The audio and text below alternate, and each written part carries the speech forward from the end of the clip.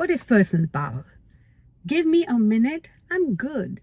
Give me an hour, I'm great. Give me 6 months, I'm unbeatable. And if you want to find your true potential, you must meet a special guest today who's India's first digital influencer. And I have actually seen, I'm a witness to it. She is going to discuss social media, what is good for you, how can you build your business, and that's none other than Miss Malini.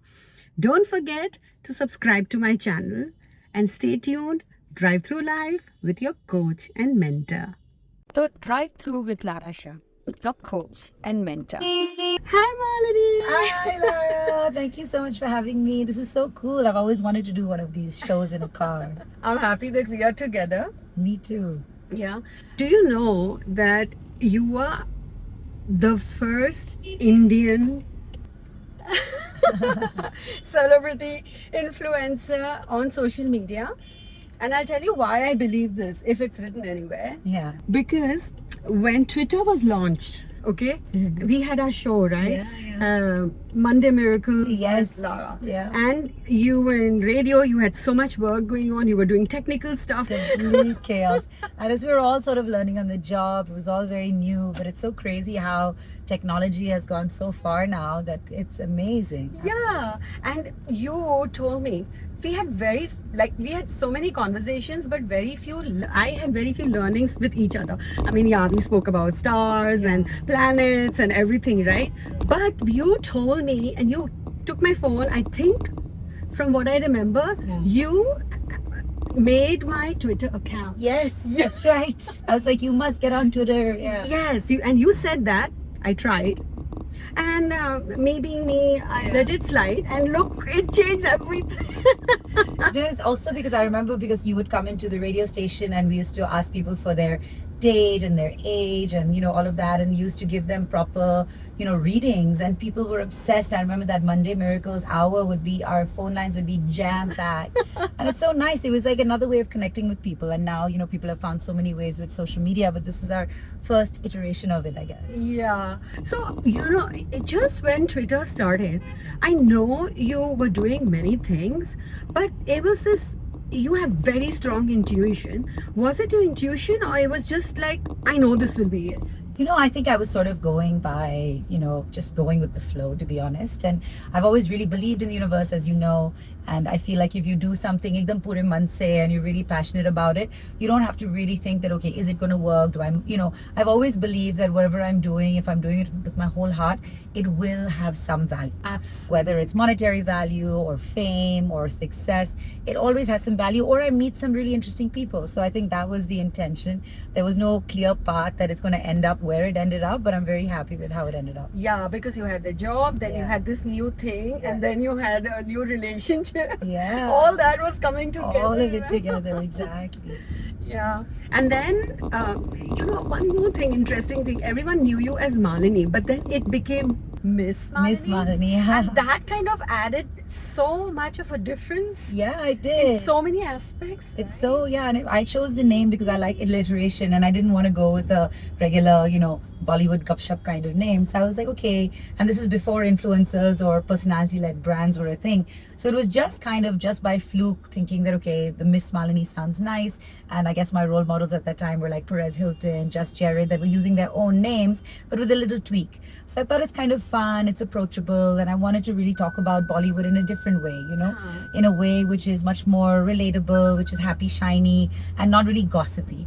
And I think that I felt like Miss Malini did a good job of representing that as a brand. And lo and behold, 15 years later, it still stands for that. I know, and I love it. I love the way you've explored in terms of doing really authentic work, because I know a lot of your groups help women, help people. There's a whole community you're building.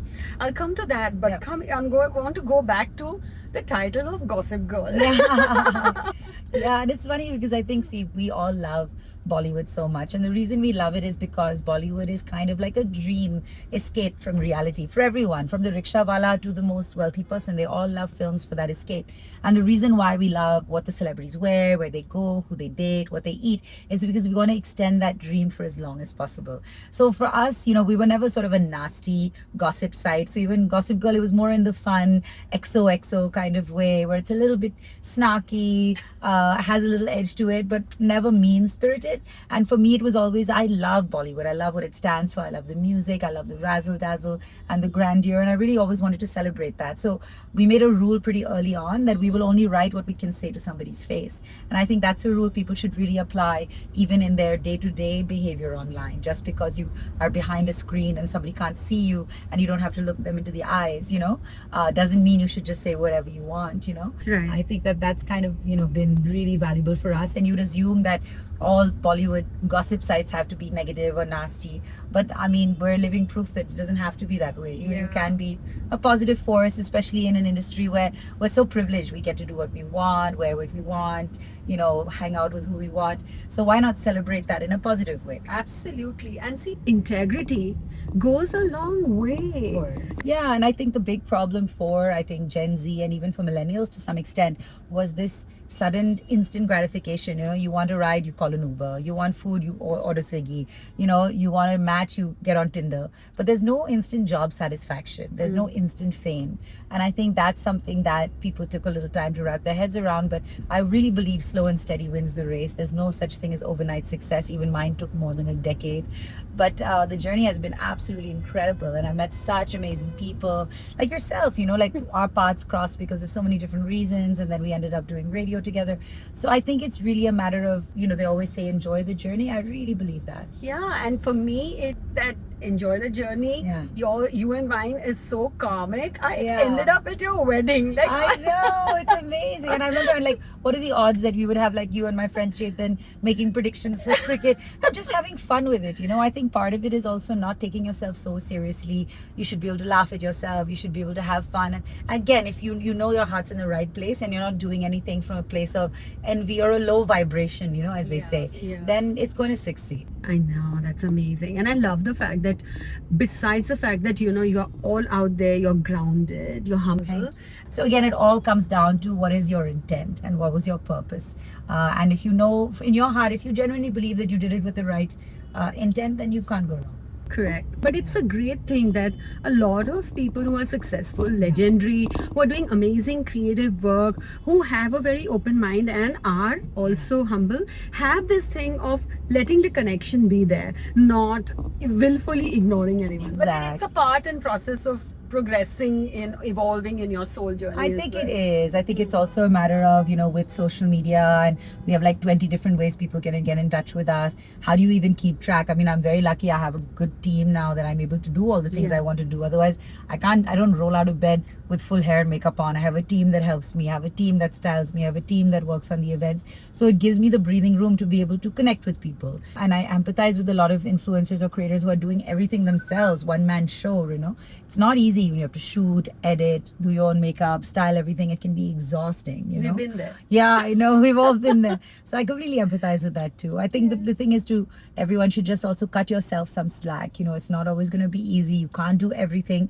but just do whatever you're doing with all your full heart. That's all that matters. I love you for saying that.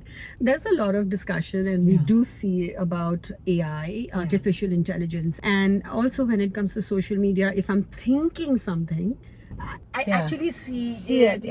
Forget earlier we would type and look for it. So what do you think? I think it's interesting. I think that, and I was having this conversation earlier today actually when I was recording, is that, there will be, of course, a lot of AI evolution. But the key to influencers and content creators is authenticity, right? Everything that AI is doing is it's sort of amalgamation of learnings of hundreds and thousands and millions and billions of posts, and it's learned from that, but it's learned from all existing experiences. AI cannot conjure or manufacture a brand new adventure or an original thought. Okay. And that's unique to human beings. And until such a time as AI is able to have that original thought, I don't think that we're going to be able to replace content creators in that sense. They will replace the content creators who are just being copy pastes of other creators. So yes, there would be a 60% drop off of creators who are behaving like bots, and ironically the AI bot is going to replace you. But if you continue to be authentic, if you continue to evolve and have a voice that's unique to you, no one can really take that away. I don't think any AI can replace the human element of that, because you will have an original experience, a thought. No two people's journey is the same. Like even today, if I made a different choice, if I took a left instead of a right, my journey or my experience would be different. And I think that's something that I think is unique to us. So I think that there's enough ways for us to coexist. Great to hear, especially from you, because you Yeah. are in it, right Yeah. in the middle of it. We go on and off, out of it, and in of it. Sure. So basically, work on your skills Yeah. and authenticity. Yes, be authentic. Everything that you do, be your true self. And sometimes it might be rough around the edges. Sometimes you may not, like not everyone needs to look like a supermodel on camera anymore. That world has Yeah. changed. And even the way that we shoot, the way that we function, be original. Have an idea that's out of the box. Even the fact that today we're sitting and having a chat while driving in a car is quite a unique experience, right? And of course, some people have done it, but somebody thought of it, right? Yeah. It's not something that AI thought of. It's not something that was manufactured. So I think that as long as you keep pushing yourself to say, okay, what do I feel would really inspire me, and do that, then you will stay relevant. I love it. And what about the young generation who are trying to become influencers Yeah. or want to be seen on social media a lot more? Would there be any simple tips that you could say? And it's not simple. It's not simple. Yeah, it's but not simple, but I think a few things that I feel are really important, and I've realized this now that I've sort of dug deep into Web 1, Web 2, Web 3, the metaverse, all of that. I know we hear all these fancy words like blockchain technology and Ethernet, all of that, and it can be overwhelming. But the simple concept is that if you are a creator and you build a community around yourself, build a community that is agnostic to a platform. So, right now you might be like, okay, everything, your whole life is built on Instagram. But just like TikTok disappeared one day, what if that platform closes off or shuts the tap off? Then what do you do? So it's really important for you to say, okay, where is my community and will they follow me? So whether it's you create a group on Facebook, and now people use WhatsApp, you can use, those groups where you can do announcements to a large group of people, whether you use Telegram. There's so many different platforms. In fact, I think the one app that people open more than Instagram is WhatsApp. Yeah. So you can build communities there as well. So I would encourage all creators, you don't have to look at the numbers from that, they have to be hundreds and thousands or millions of people. Even a community with 1,000 people is very strong, because those 1,000 people will show up for you. Those 1,000 people will, listen to what you say. They might buy a product that you promote, or they will be consuming your content, and they will be real people who are genuinely engaging with you. So I think that's the secret, is to start building a community. Never feel it's too late. Like one of the communities we were talking about, Girl Tribe, I started years later after my journey began, and now there's 100,000 women in that community, and it's taken a life of its own. So never feel that puri dunya itni aage nikal chuki hai. It's never too late to start building connections. है ना? I love it. जिंदगी में 3 चीजें कभी under estimate नहीं करनी चाहिए. आई, मी, my self. सब कुछ हमारे हाथों में है. आप अपनी तकदीर खुद बना सकते हैं, और आज आपने जाना ही होगा how important it is to react to certain things. So everything is in your hands. Change your life, change your destiny, find your true potential, and have a great life.